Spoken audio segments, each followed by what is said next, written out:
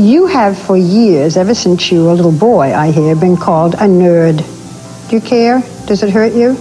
Well, nerd means a lot of things. I'm somebody who can sit and read a book about science for hours on end, and I don't mind being labeled as somebody who finds that interesting.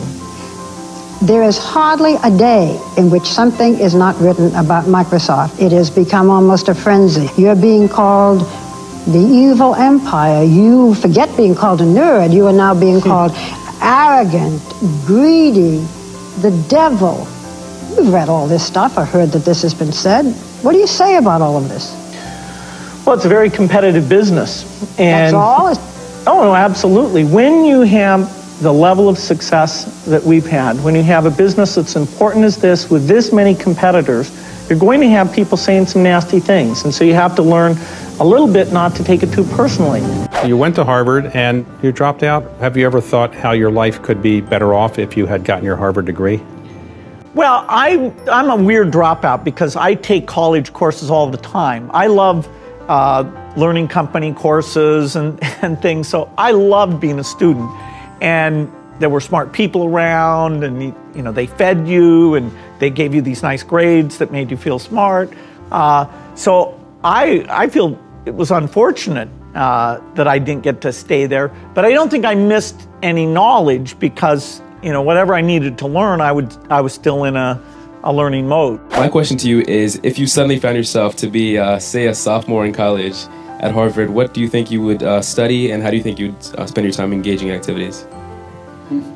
Well, the thing that you're likely to be world class at is whatever you obsessed over from, say, age 12 to 18.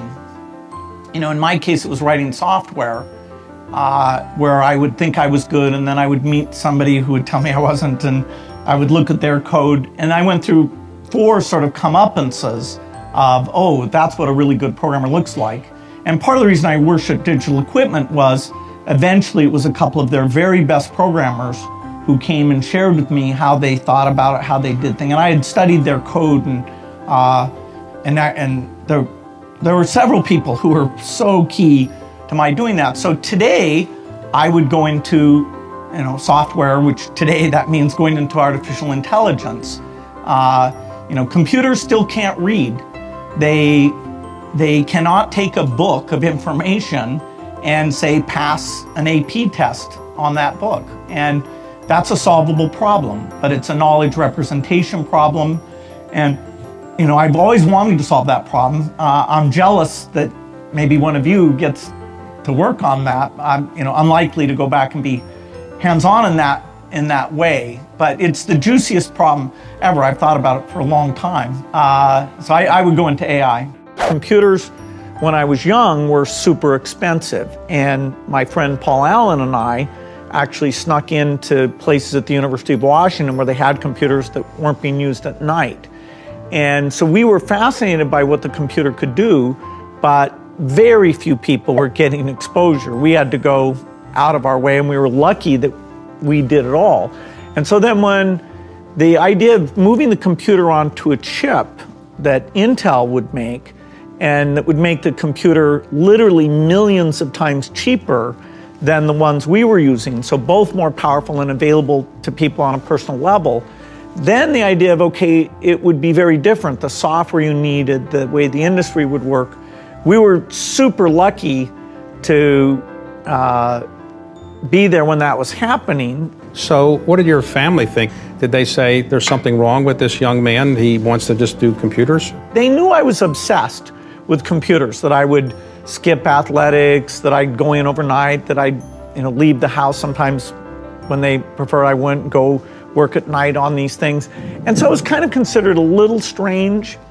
And the big moment was when I said, instead of going to part of my senior year, that I wanted to go work for a company writing software. So they were great about allowing that to be my hobby.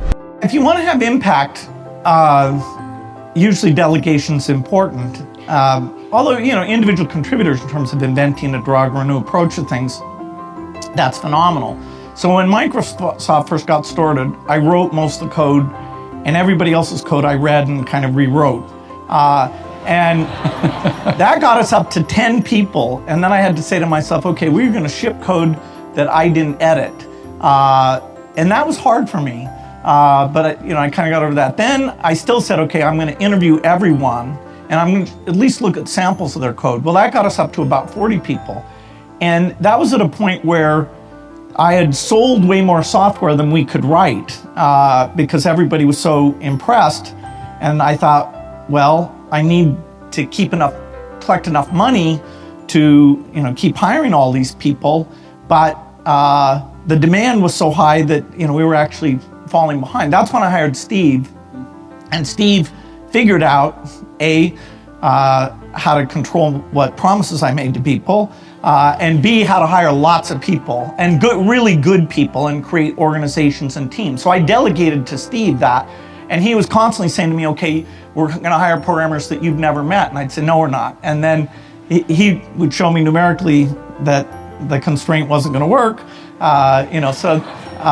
Then I said, okay, then I would, know all the managers of the people. And so over time, and of course, I could say the quality per person was falling monotonically,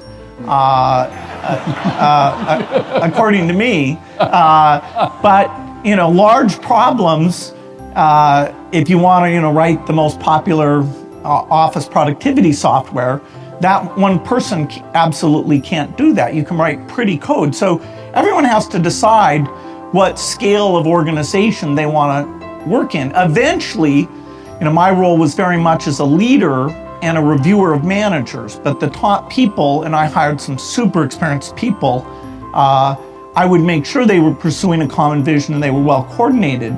But in terms of a lot of management stuff, they were way better than I was. Now I had to have the framework to know what mix of skills that we needed and when they were working well enough together. But a lot of my value added was picking, say, to do graphics user interface or to do an integrated office type thing, or to go global and not use agents to have Microsoft be present all over the world.